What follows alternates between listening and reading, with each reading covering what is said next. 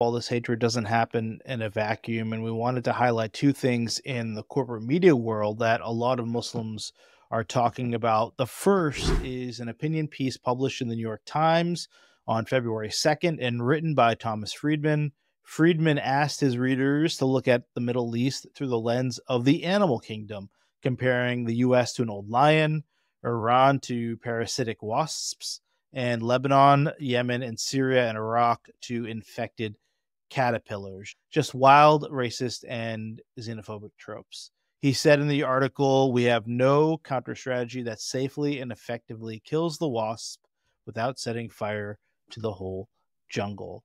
Lots of people on social media were commenting about this, but this wasn't the only story that day that drew the ire of our community. The other thing was this Wall Street Journal article calling Dearborn America's Jihad Capital. You can't really make this stuff up.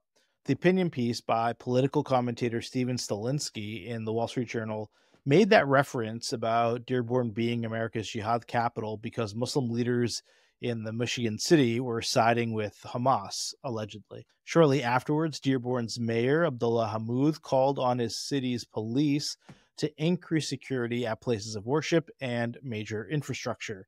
He said, and I quote here, "The unfortunate reality is Islamophobia has become an acceptable form of hate. Those who demonize or stereotype Muslims or Arab Americans quickly find bigger platforms and greater notoriety." He posted that on X. Meanwhile, journalist Mehdi Hassan reacted to the Wall Street Journal article by saying, and I quote, "The same right-wing outlets who warn of rising anti-Semitism, and yes, anti-Semitism is on the rise, have no problem pushing horrendous Islamophobia or anti-Arab bigotry. Can you imagine a headline like this about a predominantly Jewish or Black area of the U.S.?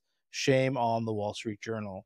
Making some great points. We'll talk a lot more about this with one of our guests later in the show. And then, as if all that hate in the corporate media world wasn't enough, celebrities are jumping in on the fun. Actress Selma Blair made a comment online recently saying, and I quote, "Islam has destroyed Muslim countries." She made the comment on a video that disparages Representatives Cori Bush and Rashida Tlaib. She also, in the video, called for the deportation of, quote, "these terrorist supporting goons."